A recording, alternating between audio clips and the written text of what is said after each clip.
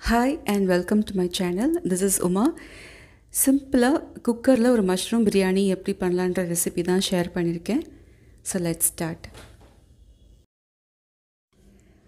இந்த பிரியாணிக்கு ஒரு ஸ்டார் அனீஸ், 2 ஏலக்காய், 3 கிராம்பு, ஒரு துண்டு பட்டை, இஞ்சி நல்லா வாஷ் பண்ணி தோல் சீவிட்டு கட் பண்ணி வச்சுருக்கிறேன்.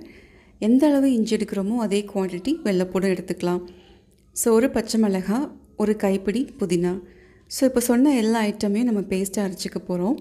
3 பெரிய வெங்காயத்தை ஸ்லைஸ் பண்ணி வச்சுருக்கேன். 4-5 பச்சை மிளகாய், தாளிப்புக்கு பிரிஞ்சி இலை, பட்டை, 4 கிராம்பு, 3 ஏலக்காய், ஒரு ஸ்டார் அனீஸ்.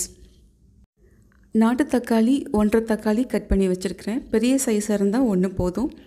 இது 400 கிராம் மஷ்ரூம் நல்லா வாஷ் பண்ணி அதையும் கட் பண்ணி வச்சுருக்கேன். இன்றைக்கி பிரியாணி பண்ணுறதுக்கு சீரக சம்பா அரிசி எடுத்து செய்கிறேன். ஸோ இது 2.5 உலக்கில் மெஷர் பண்ணி வச்சுருக்கிற ரைஸ்.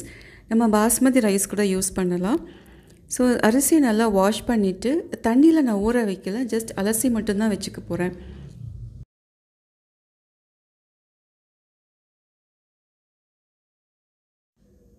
ப்ரெஷர் பேன் சூடான உடனே ஒரு 10 ஸ்பூன் ரிஃபைண்ட் ஆயில், அது கூட 2 பெரிய ஸ்பூன்ஸ் அளவில் நெய். ஸோ பிரியாணி இன்றைக்கி நெய்யும் எண்ணெயும் கலந்த மாதிரி தான் நான் சேர்த்து செய்கிறேன்.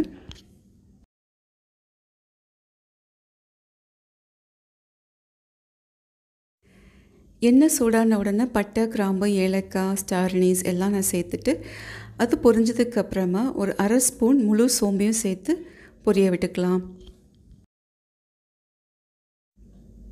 இதோட பச்சை மிளகாவையும் சேர்த்துக்கிறேன். பச்சை மிளகா 2 கீரியும் நம்ம சேர்க்கலாம், இல்லை 2 கட் பண்ணியும் சேர்த்துக்கலாம். ஸோ நமக்கு பிரியாணியோட காரம் கொஞ்சம் அதிகமாக தேவைன்னா பச்சை மிளகாவோட குவான்டிட்டி அதிகமாக சேர்த்துக்கலாம், ஃப்ளேவர் நல்லாயிருக்கும். இதோட வெங்காயத்தையும் நான் சேர்த்துக்கிறேன். வெங்காயம் சேர்த்து நல்லா ஒரு ப்ரௌன் கலர் வர அளவுக்கு நம்ம வதக்கிக்கணும். ஒரு நல்லா முருகிற ஸ்டேஜுக்கு முந்தின ஸ்டேஜ். வெங்காயம் நல்லா வதங்கிருச்சு, ஒரு 3/4 பாகம். இந்த டைமில் நான் கட் பண்ணி வச்சுருக்கிற தக்காளியுமே சேர்த்துக்கிறேன். தக்காளி நீர் விட்டு நல்லா வேகணும் எண்ணெயில், அந்தளவுக்கு நம்ம வதக்கிக்கணும். இப்போ பாதி பாகம் வெந்துடுச்சு. இந்த டைமில் 1/2 ஸ்பூன் சில்லி பவுடர், 1/2 ஸ்பூன் தனியா பவுடர் சேர்த்துக்கிறேன்.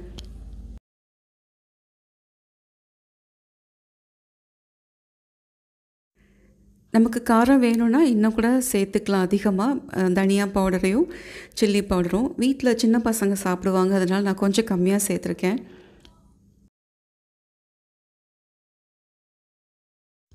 தக்காளி, வெங்காயம், அந்த மசாலா பவுடர்ஸ் எல்லாமே நல்லா எண்ணெயிலே வதங்கட்டும்.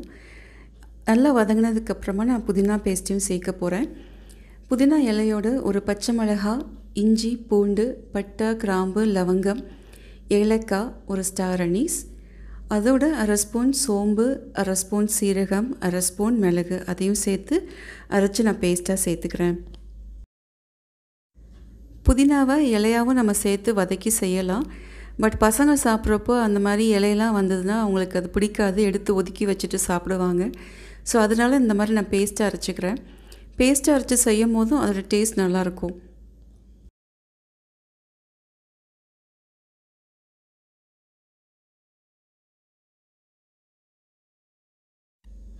மசாலாவை எண்ணெயில் நல்லா வதக்கிக்கலாம்.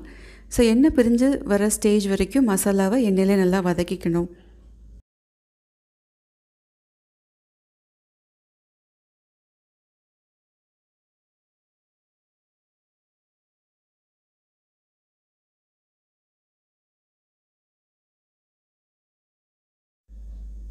இந்த ஸ்டேஜில் நம்ம மஷ்ரூம் பீசஸையும் ஆட் பண்ணிக்கலாம்.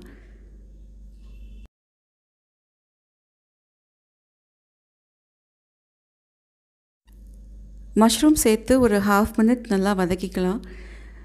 மஷ்ரூமோட வாட்டர் கண்டென்ட் ப்ளஸ் ஆல்ரெடி நம்ம சேர்த்துருக்க மசாலா எல்லாம் ஒன்றா சேர்ந்து ஒரு இன்னும் கொஞ்சம் திக்கான மசாலா கன்சிஸ்டன்சிக்கு வரும்.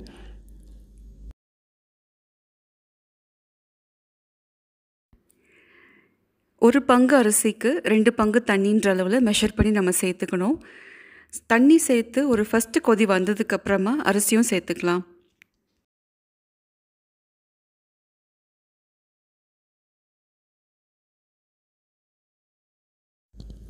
தேவையான அளவு கல்லுப்பு சேர்த்துக்கிறேன். இப்போது அரிசி உப்பு எல்லாமே சேர்த்தாச்சு. நல்லா மிக்ஸ் பண்ணி விட்டுட்டு ஒரு கொதி வர ஸ்டேஜில் மூடி போட்டு ஒரு 2 விசில் வரைக்கும் ஹை ஃப்ளேமில் வச்சு குக் பண்ணிக்கலாம். 2 விசில் வந்ததுக்கப்புறமா நான் ஸ்டவ்வை ஆஃப் பண்ணிக்கிறேன். ஸ்டீம் தன்னால் அடங்குற வரைக்கும் வெயிட் பண்ணி ஓப்பன் பண்ணி பார்க்கலாம். இப்போ ரைஸ் ரெடியாக இருக்குது.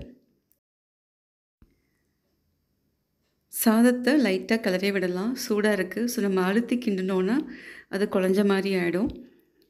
ஸோ இப்போ ஹாட் பேக்கில் மாற்றிக்கலாம்.